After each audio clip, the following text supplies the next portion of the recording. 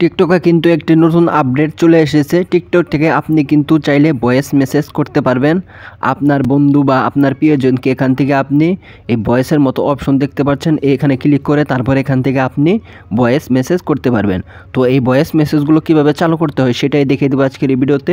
Video skip করবেন না, সম্পূর্ণ ভিডিও দেখতে থাকুন। তো তার জন্য সরাসরি চলে যাবেন আপনার ফোনে থাকা প্লে স্টোরে। তো প্লে স্টোরে আসার পর তারপরে এখান থেকে সার্চ করবেন টিকটক।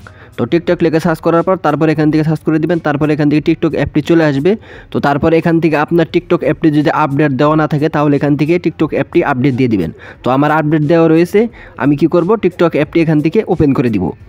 তো তার জন্য ব্যাগে চলে আসলাম, ব্যাগে চলে আসে তারপর এখান থেকে টিকটক অ্যাপে চলে গেলাম। তো টিকটক অ্যাপে আসার পর তারপর এখান থেকে নিচের দিকে দেখতে পারবেন ইনবক্স নামে একটি অপশন রয়েছে। তো সরাসরি আপনারা আপনাদের ইনবক্সে ক্লিক করে দিবেন।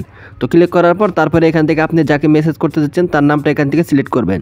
তো সিলেক্ট করার পর তারপরে এখান থেকে দেখতে পারবেন মেসেজ নামে এরকম আইকন রয়েছে, তো আপনারা এখানে ক্লিক করবেন। তো ক্লিক করার পর তারপর এখান থেকে আপনি ভয়েস মেসেজ করতে পারবেন।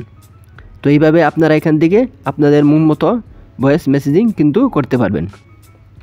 তো সেটার জন্য অবশ্যই টিকটক অ্যাপটি আপডেট দিতে হবে। আপডেট যদি না দেন তাহলে আপনার মেসেজগুলো কিন্তু এখান থেকে করতে পারবেন না। তো এটাই ছিল মূলত ডিস্ক। তো ভিডিওটি কেমন লেগেছে, ভিডিওটি যদি কিছু শিখে থাকেন তাহলে অবশ্যই চ্যানেলটি সাবস্ক্রাইব করে দিয়ে পাশে থাকবেন পরবর্তী ভিডিও আসার জন্য। ভালো থাকবেন, সুস্থ থাকবেন।